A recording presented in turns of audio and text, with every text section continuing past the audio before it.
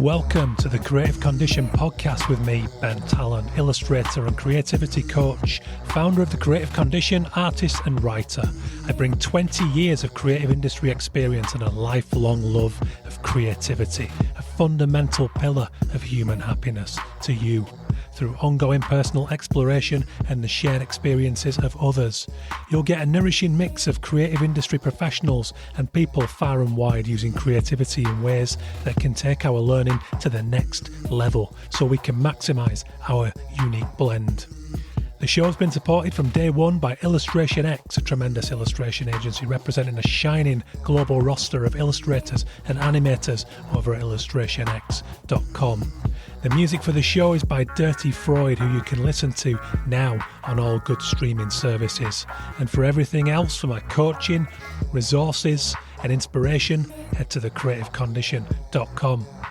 Hello and welcome to the show. This is The Creative Condition. I am your host, Ben Talon, and this is the 13th instalment of the Creativity Diary here. Through the Creative Condition, this ever-growing ecosystem of my exploration of human creativity and its role in our societies and cultures. It's my life's cause. Welcome to it. Cheers for checking in. I hope you're good. I hope creativity means just as much to you. It's something that is ever blossoming in my life. I don't think it will ever stop until I am in the dirt, and I hope it continues long after. That is the goal. There is intergenerational equity going on with all this stuff. That is as much to say that as a person with a very sensitive brain, I think a lot about all the existential stuff, as I'm sure a lot of you guys do. I wake up with panic sweats in the night, as you would have heard on one of the previous diary entries, thinking all those thoughts. What happens after I'm dead? How did I get here? So I try to resolve it by contributing to something far bigger than me. That is this natural world that I belong to. Kicking off nice and profound here today. There we go, Monday morning, that's what happens. Welcome back. This is the bit of the show where I read out the latest batch of diary entries that you can read now at thecreativecondition.com/the diary. Sometimes they're really short, they're just passing thoughts. Other times they're longer rambles. Sometimes they evolve into fully blown opinion pieces. I just love it though. This is this sort of unfettered, unfiltered thoughts and considerations and observations over the course of the weeks and months that I inhabit this planet and the things I noticed about human creativity. And there's so much goes into it, so I hope you're going to enjoy today's batch. It is, as ever, brought to you by the founding sponsor of the show, Illustration X. They represent a global roster of wonderfully talented illustrators, animators, live artists, muralists, fashion illustrators. The list goes on. They have it all. Check them out now, illustrationx.com.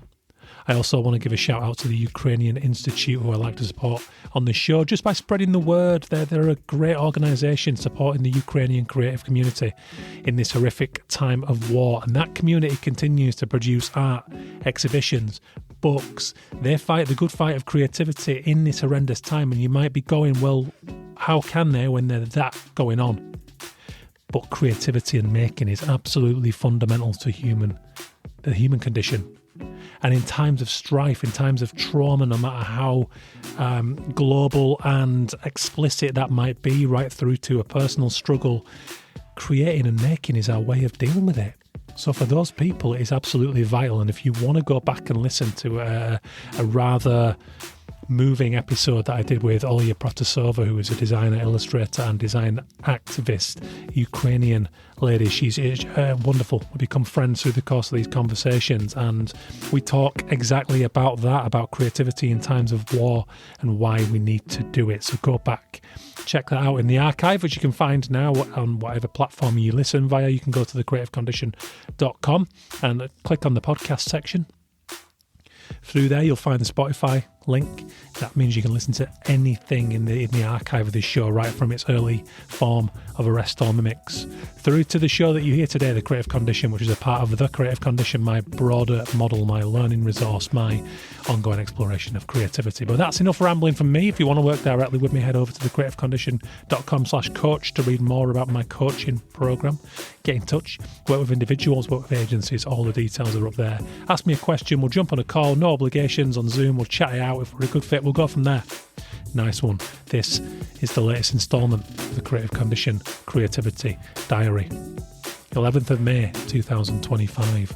The watch. I forgot to say, but I did a live art job for a swanky watch launch event. Luxury, heavy on the wrist, rip out your arm hairs, James Bond shit. I sat in the cafe next door, drank my black tea and took off my £20 Casio. I take pride in this because it's who I am. A man still in awe of its little nightlight, and the fact that I forget to take it off in the shower, it's absolutely fine. Water resistant, oh yeah! Peace in self is everything for creativity. As it goes, the client and the audience loved the work, but I'll stick to my Casio. 11th of May 2025, Natalie's garden. Natalie's in her garden again. For most of my working week, I'm in the small studio space I had built at the bottom of mine. This has been both a beautiful and terrible experience. Terrible because humans are thoughtless and stupid sometimes, wielding chainsaws and bringing down the trees we rely on for biodiversity. The bugs we need to produce our food and sustain the ecosystem to which we belong. And always for silly shit like, not enough light in my kitchen, or I want a car parking space. This is agonising for me, a parent of kids who rely on the generations who went before to pave, no pun intended, the way for theirs. And as a lover of the natural world. Beautiful because there's Natalie. Natalie, who has taken some time out from her career following personal change and has poured so much time into transforming her garden into a soul-nourishing green space. And when she's out there, it's incredibly comforting to me. I leave the studio door ajar just to listen to her digging or arranging while listening to podcasts and BBC Radio 4. In the evenings, in this drought we're in, when the pink sun sets on another unseasonably hot day, it's incredibly soothing to take in this domestic tranquility. That's when the space I made for my creativity is just perfect. In these moments, I feel that whatever next, it will be okay. 19th of May 2025, Council Coffee. I'm out with the dog, observing the patches of grass the council has left to grow wild in the parks around my house. Slightly bigger than last year, but not enough. Not given the biodiversity crisis we're facing. If your gut instinct is one of apathy, check that. It's easy to hear those words, so much that we switch off, but our generation is charged with the reparation of nature. Not because we have any kind of dominion over it, but because our abhorrent ignorance of the system we belong to, and I'm not talking about capitalism or neoliberalism, has royally shafted it, and now we are just as endangered as the rest of it. Now is not the time to bow to how troubling that fact is, but to spring to action, however small it might be. On that basis, I emailed the local council to first congratulate their efforts here, but in the next sentence suggest there are many areas that still get mown that could be left to wild. A few days later, I'm sat in front of the head of environmental services. This is to be applauded. They could have ignored or pacified me with some copy and paste FAQ, but they asked me in for a natter. And natter we do. About the way it all works. About how the council must always try to listen to everyone and find compromise. Sadly, this averaging restricts the serious, significant action required as we try to make up for lost time. It's not as if I don't already have my hands full.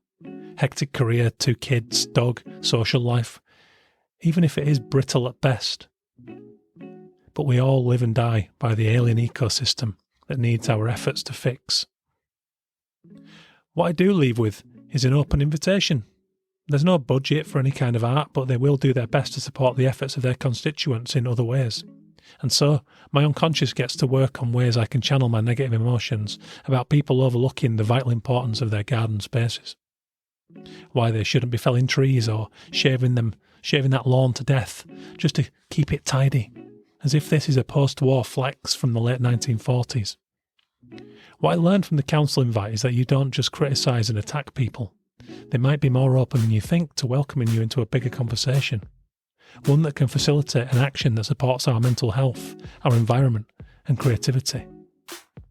We live in an unbelievably interesting time, and I think we have a bigger part to play in it than we allow ourselves to believe, and the role of creativity is monumental. 21st of May 2025, a burst ball. The burst basketball sulks in a nettle bush. I fish it out with a stick and kick it as far as the basketball court in the park. It's deflated, but there's enough air left in it to throw at the hoop. It misses. My dog's not interested, off rolling on his own ball. The guilt creeps in.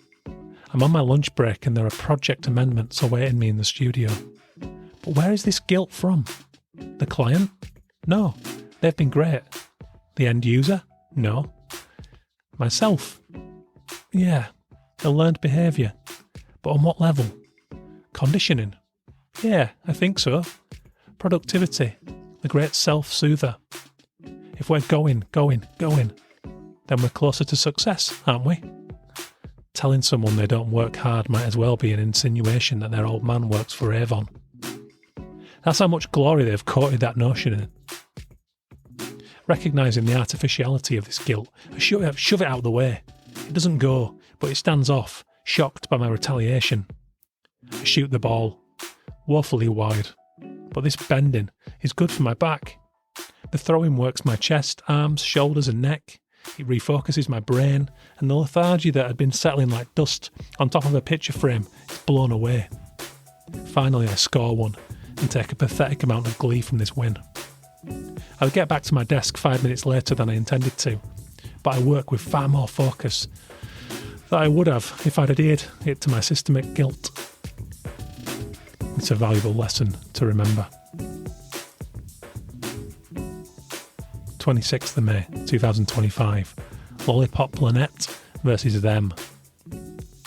Right off the back of an afternoon flow state, I thunder up the hill, having left it late to collect the kids from school. I still inhabit that glorious lucid state when I arrive, when solutions feel near for all and any issues, and possibilities are endless.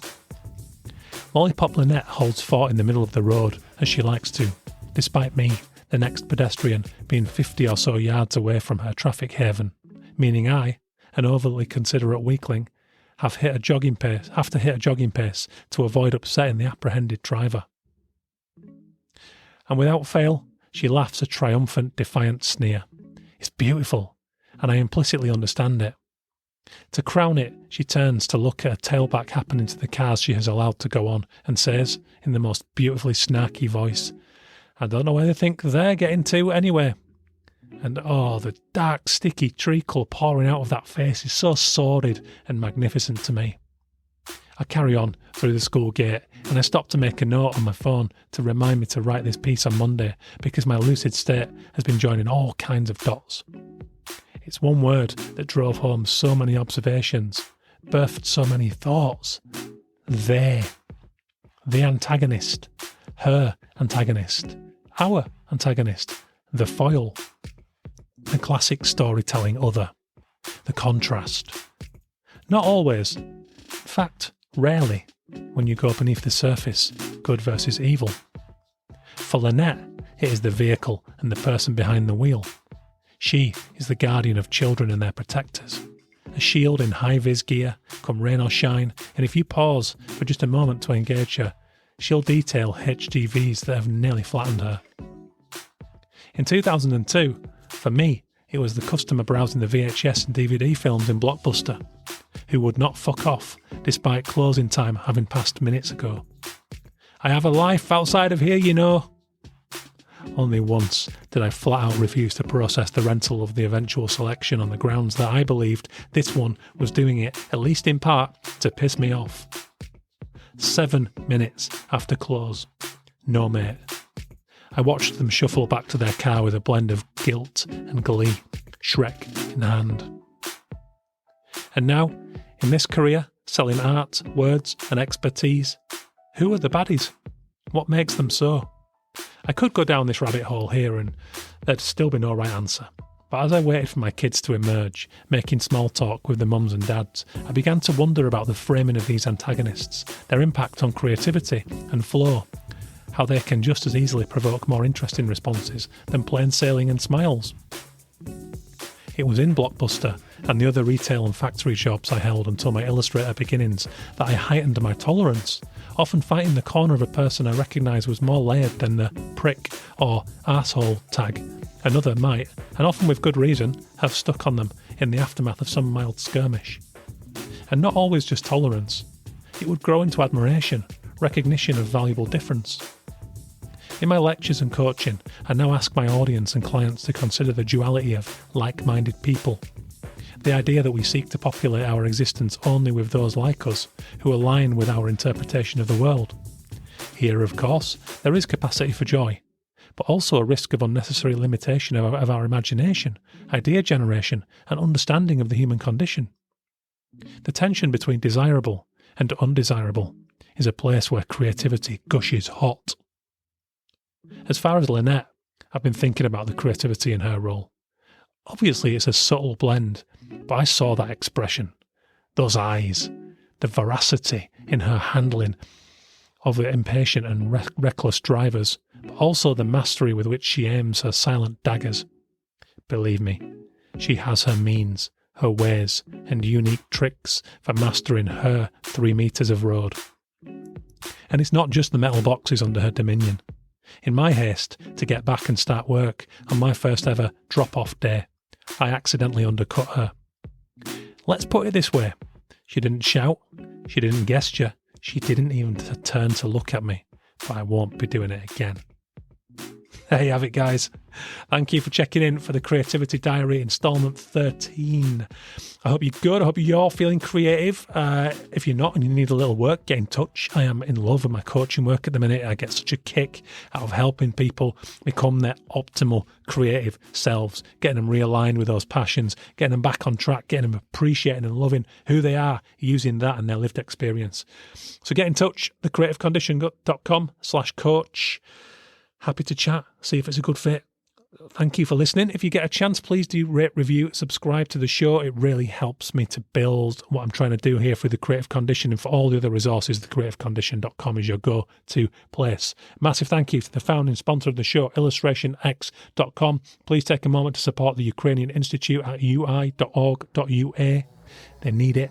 Some awesome work. You can share it, or even better, maybe you could commission it. Cheers, guys. Thank you for listening. I'll see you next week. Take care. Have a good one.